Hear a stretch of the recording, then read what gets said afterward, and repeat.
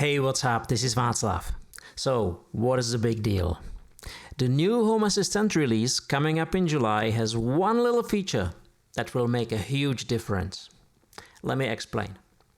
Until now, Home Assistant only featured a one-way communication to control your home. There are basically different devices with different entities. Each entity has a state. So for example, if you have a smart bulb, it can have a light entity with a state and a bunch of attributes that might show other things such as brightness or the color of the light.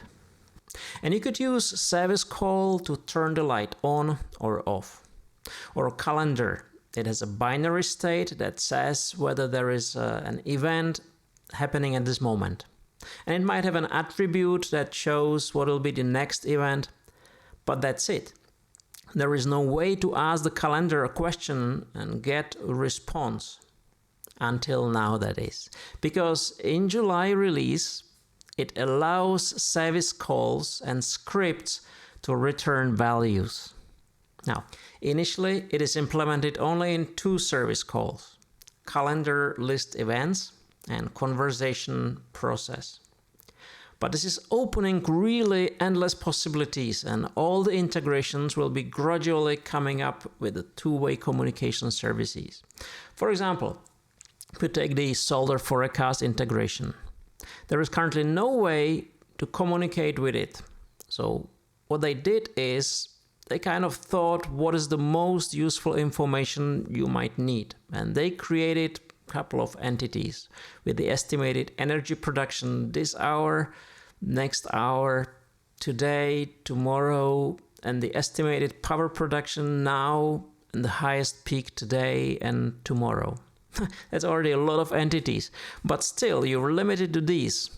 If you wanted to know, for example, what will be the power production in 2 hours or tomorrow at specific time, tough.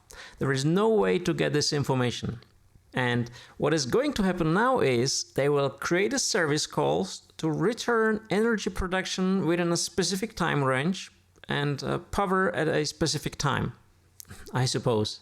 And if they don't, I'm going to send a pull request for that one myself because I think it's going to be quite useful. And the same thing for most of the other integrations. After all, most of them are based on some kind of API. And the most common API type is to get some information based on some parameters. So this should be pretty straightforward. It also adds this feature to scripts. That's another game changer, because now you can create scripts that return values and you can use these in automations. And remember, we already have blueprints. Until now, I think most of us use blueprints mainly for automations, but as of now, I expect there'll be a lot of great blueprints for scripts as well. Enough talking, let me show you how it works. And what I'm going to actually do is I'm going to take it and show you how to use it to fix the local calendars that many of you use to keep the schedule of garbage collection. And I will create a few simple scripts that compare this schedule with the public holidays and even automatically offset the schedule based on this. And I made blueprints for these scripts so you can easily use them in your Home Assistant right now. The link is in the description. Now, one limitation is the calendar currently only has a service call to create event. It doesn't have one to delete or even edit one. So what the script is doing, it makes a clone. It copies the events from one calendar to another empty local calendar with the automatic offset. And I think it's a good start, but once we'll be able to delete them as well, I will make final blueprints that will automatically organize the events within the current calendar. I'm trying to convince Alan Porter to implement the service call to delete events. I think he's halfway convinced. So let's hope. And then we will have to hopefully together convince Paulus to approve this, because he's currently quite strongly insisting that we should only allow editing or manipulating events in the calendar through the user interface, not automatically through service calls. But I'm quite confident that we will get there eventually. So with this out of the way, let's get to it. So the July version hasn't been released yet, so I'm running a current beta. So let's open the release notes. So these are the 2023-7 beta release notes. And the feature we're looking for is this service call can now respond. And as I mentioned, there are two services we can currently play with: calendar, list events, and conversation process. So let's start with the first one, calendar, list events. What are we dealing with? If you look at my developer tools, I have a couple of calendar entities. In their attributes, they show the information about the next upcoming event. So there is start time, end time, and the name of the event. The state is basically saying whether the event is currently in progress. Currently it's off because the next event is starting on the 6th of July, and currently we're before that. So that's all that is available for us for the automations through the entity states and attributes. The calendar also has a nice UI where I can see the calendar on a screen, and there I can actually see more. So this is our event, so the 6th of July, and there I could also see the next one and the upcoming one, and I can browse through that. But none of that is available for the use in the automations. I can only see it manually on the screen. Until now that is. Because now I can go to the services and I can call the service calendar list events. There I can select the calendar. So this is the bio waste, and let's pick something more interesting than the bio waste, which is happening every other week. Let's go for the US holidays, and I'm going to search in the calendar for next, let's say 5,000 hours, and let's call the service and see what has happened. It provided a response with a list of events, each having a start date, end date, and in the summary there is a name of the event, which corresponds to the graphical representation of the calendar. So if you look at the calendar, there is Independence Day, which is tomorrow, and the next one is coming up in August. And here I have it as a list. So this is great. So what I can do with this is I can create an automation that is going to go through all the different events in, for example, the bio-waste calendar, and it's going to look for the dates when both of those calendars have an event on the same date. So if I just browse through the calendar like this, I'd like the automation to find November 23rd when the bio-waste collection falls into the Thanksgiving.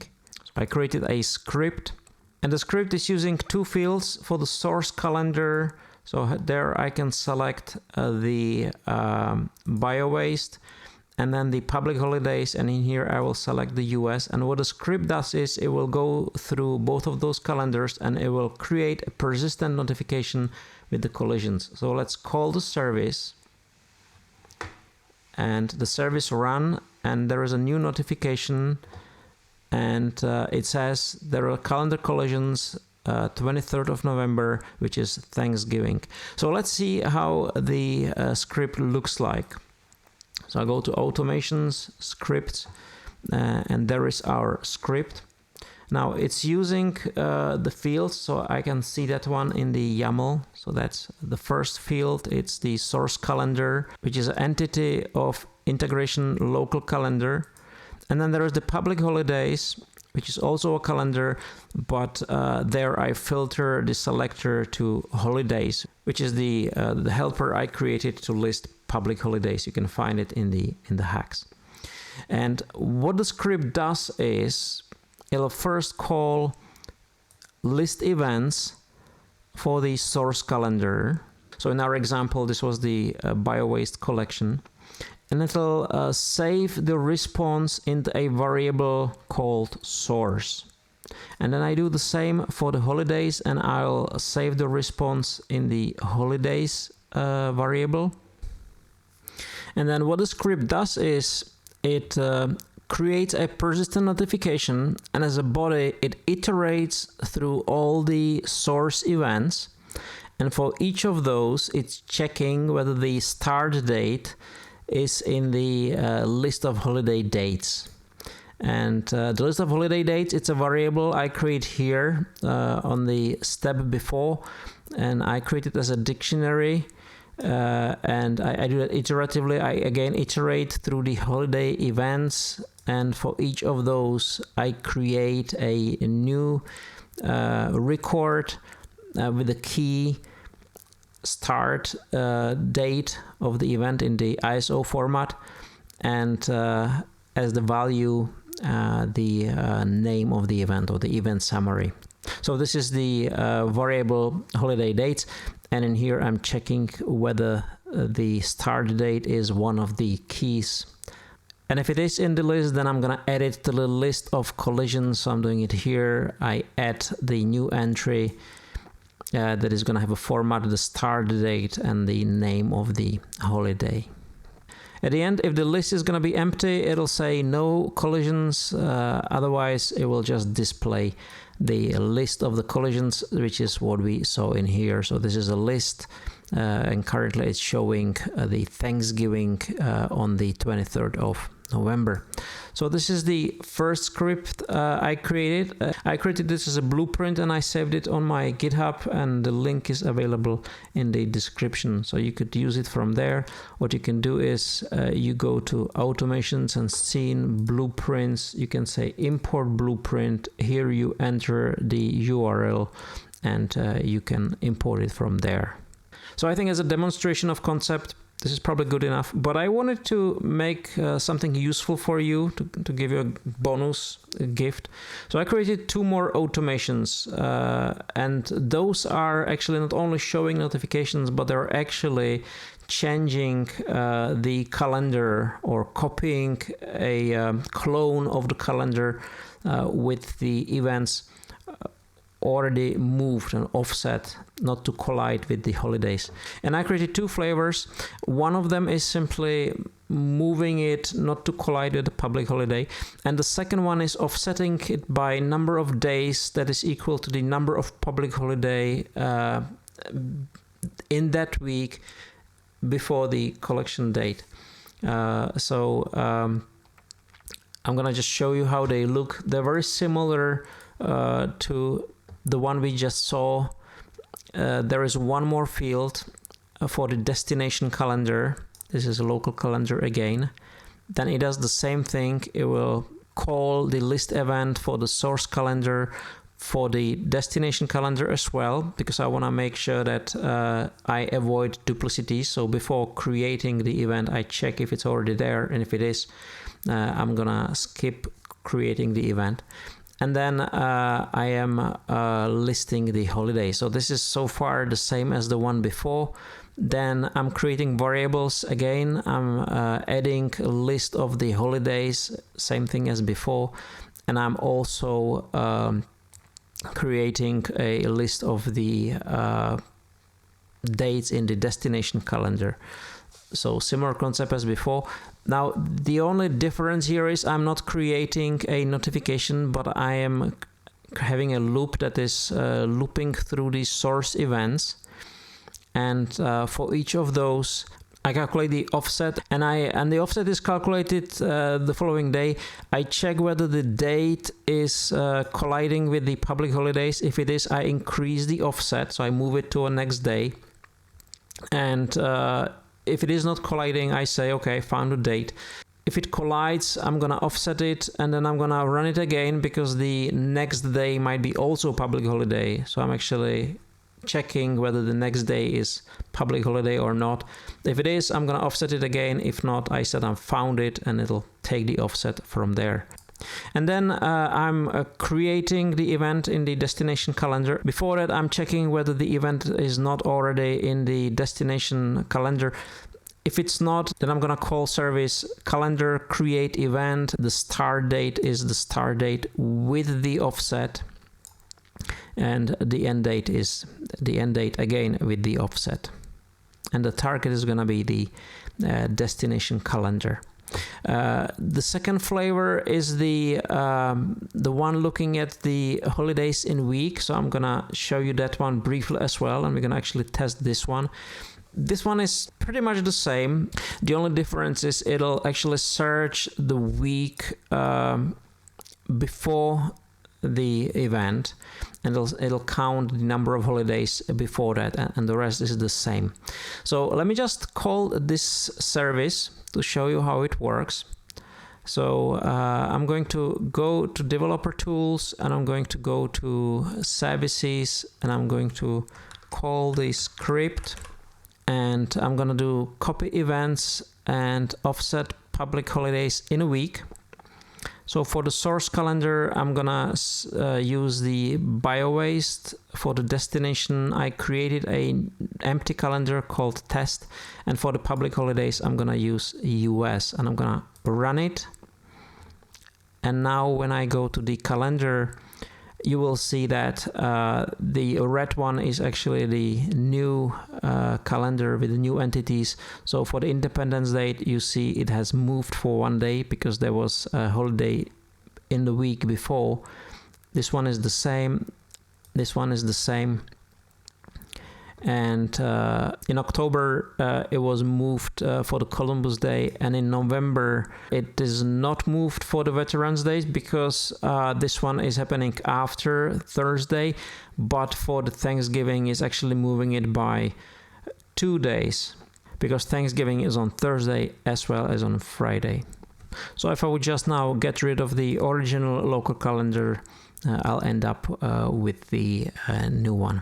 So if I get rid of the source calendar, I will end up with the modified calendar that has the automatically calculated offsets. And the proof it works is I can delete this one. So I will delete the July one, and I'm gonna call the service again. And what it should do is it'll recreate the one I just deleted, but do not duplicate the other ones because it's checking whether the event already exists. And it works indeed, so it recreated this one, but the other ones, it left them the way they are. So it works. Again, I created those two as a blueprint, so you can grab them in the description. Then there is the service conversation process. And what it does is it does essentially the same as if I would go to assist in here on the front page, and I will ask it a question. So how many lights are on? And it'll say 0. Let me just turn on one light. And now let me ask again. And it'll say 1 because I turned on one light. I could do the same through calling the service. So conversation process, I will ask a text, and I can say call the service, and it will provide a response that there is a speech plain, and in the speech there is answer 1, and it also provides data with a list of all the different targets that were queried. So this could be quite useful, especially if you would here for the agent use something like OpenAI, that you could ask OpenAI some questions, and then you could take the answer and you can further use it in your automation. So this could be quite useful. And this is actually used in the blueprint that was provided by Alan. So if you look at this example in here, he's combining the calendar list events and the conversation process to show how that works. So that was the 2 service calls. Finally, this feature has been also added to scripts.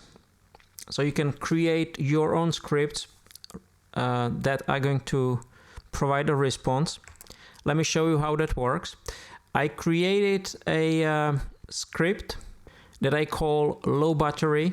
And what the service is doing, it's actually iterating through all the sensors, filtering the ones that are battery, and if the battery is either unavailable or the state of charge of the battery is less than 5%, it will add it to a list.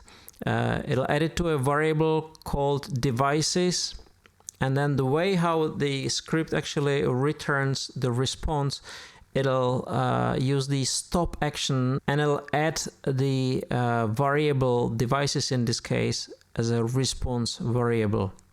Now it's very important that this variable is a type of dictionary, because this is what it's using. So let me show that to you in an action. I have created this test script that is actually calling this script low battery, and then it actually creates persistent notification with a response. This is just to show you how it works. Obviously, if I wanted to create such a service, I could have just added the persistent notification directly into the first script, but just to show how it works, I'm gonna call this test and run the script. And it created a notification saying sensors with low battery, and then there is the list of the entities and their battery level. If I go and trace it, you could see that there is the first step, so it called the script low battery, and then there is the second one which creates the persistent notification. And this is the message. You could see that this is the variable response that was created in the previous step. So that's how it works.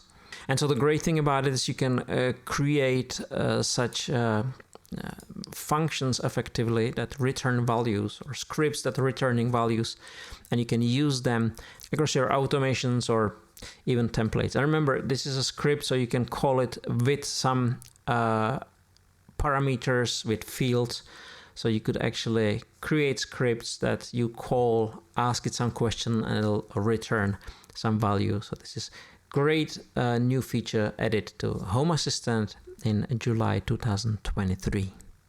Alright, so this has been it. I'm really curious and looking forward for the next releases, as well as hacks, updates, to see what other service calls will be implementing this. And I will definitely be watching that closely and perhaps even helping it in some places. How about you? Do you share my excitement? Let me know in the comment or in the Discord channel. And I'll see you in the next one. Bye.